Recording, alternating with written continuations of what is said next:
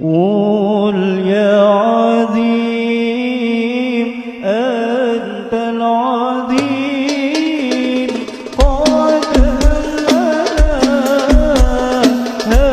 هم عظيم وكل هاب من همنا يهون باسمك يا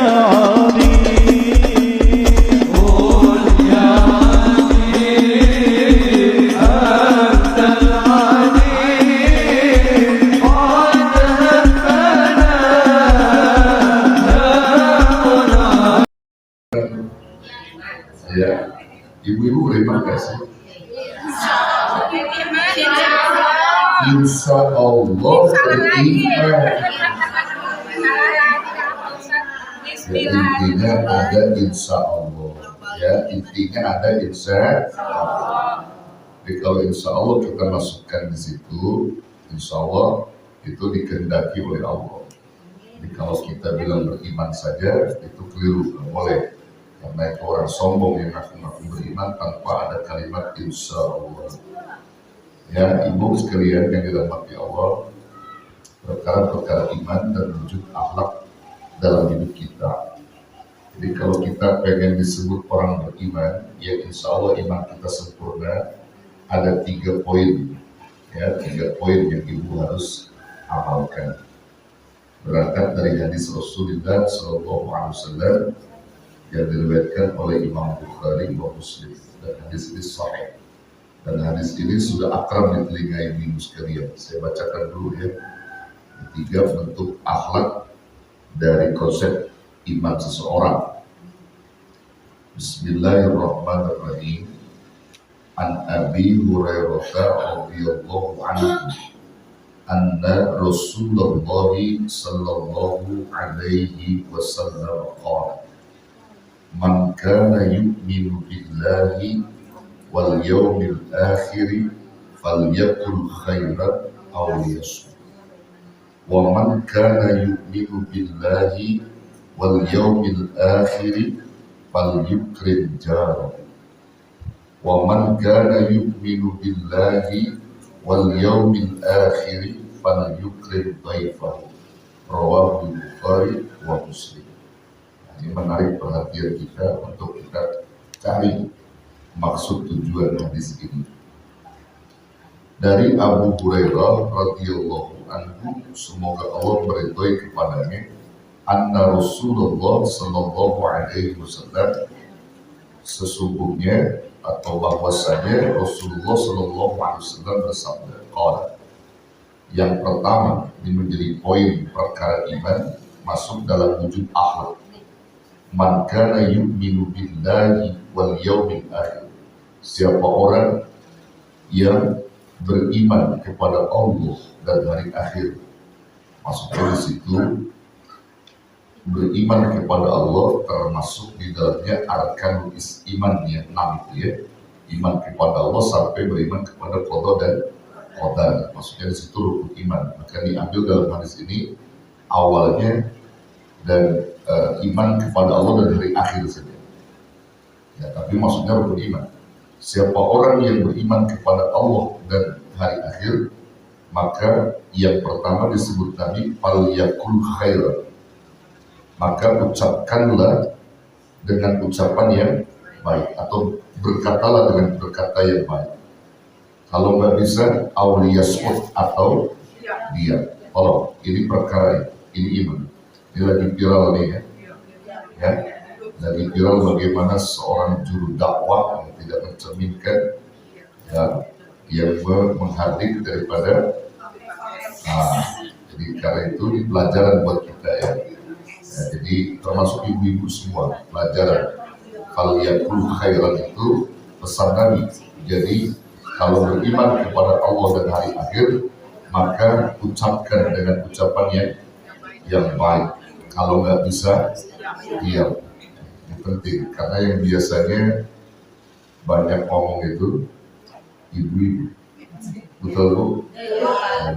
Nah ibu-ibu itu bibirnya 2. Yang banyak ngomong, maksud bibir atas, bibir bawah.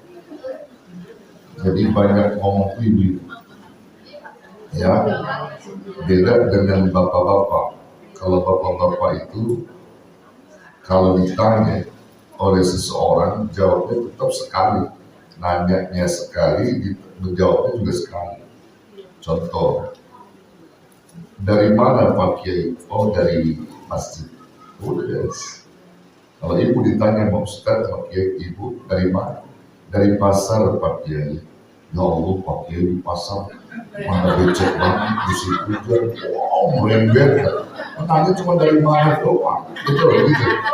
Ada yang gitu, ditanya ke satu, jawabnya kayak petasan besan gitu. Terus merembet. Iya, cukup aja jawab sekali, yes, dari pasar Pak Kiai, udah yes. Jangan pakai diceritakan kronologis ke pasarnya, macam-macam begitu. Gitu. Makanya di sini penting kalau kita beriman kepada Allah di akhir, ucapin dengan ucapan yang bagus. Jadi kalau ngomong tuh ngomong yang baik. Salamatul insan fil lisan. Keselamatan manusia itu terletak pada lidahnya, pada lisannya. Ini penting diungkapkan. Makanya dalam konteks ini Nabi Shallallahu Alaihi Wasallam sendiri menegaskan kepada kita jika kita menjenguk orang sakit, melayat jenazah, maka mulut kita ini diperintah Nabi ucapin yang bagus-bagus. Kalau kamu menjenguk orang sakit, ucapan itu menjadi doa dan diaminkan malaikat, bahkan bisa menjadi penyembuh. Lisanmu yang bagus itu jadi penyembuh orang yang sakit. Kalau orang yang mati, kendati pun dia matinya maaf, suruh khotimah, alhamdulillah ya, gak boleh kita ngomong kejelekan dia, ambil yang bagusnya aja. Ambil yang bagusnya, karena itu udah kontribusi kita kepada dia sebagai saudara kita sama muslim. Sekalipun dia itu matinya tidak diinginkan di dalam Islam, katakan mati dalam keadaan berjudi, mabok misalnya, kita kadang katakan yang jelek, ambil yang bagus. Itu pesan Nabi kepada kita. Coba lihat hadis sahih riwayat Muslim nih ya. Kata Nabi apa?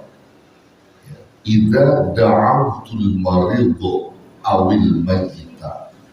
Apabila kamu menjenguk orang sakit atau melayat jenazah, Nabi apa? Faqulu khair. Maka ucapkan oleh kalian kalimat-kalimat yang bagus buat si sakit dan buat yang mati. Kenapa Nabi tekankan demikian? Fa innal malaikata yu'minuna ala ma taqulu. Karena sesungguhnya malaikat-malaikat Allah itu akan mengaminkan apa yang kamu ucapkan. Masya Allah. Coba lihat. Kalau malaikat yang mengaminkan, itu bertanda di mana diterimanya ucapan kita. Itu jadi penyembuh yang luar biasa bagi si sakit. Kalau bagi yang meninggal, misalnya dia dalam keadaan yang jelek, paling tidak kita sudah kontribusi kebaikan buat dia, yang meringankan daripada siksa dia. Itu pahala buat kita. Jadi kalau kita menjenguk orang sakit, mulut kita jangan berkata-kata yang kotor terhadap si sakit. Kita ucapkan yang bagus. Contoh, ibu datang. قل يا عزيز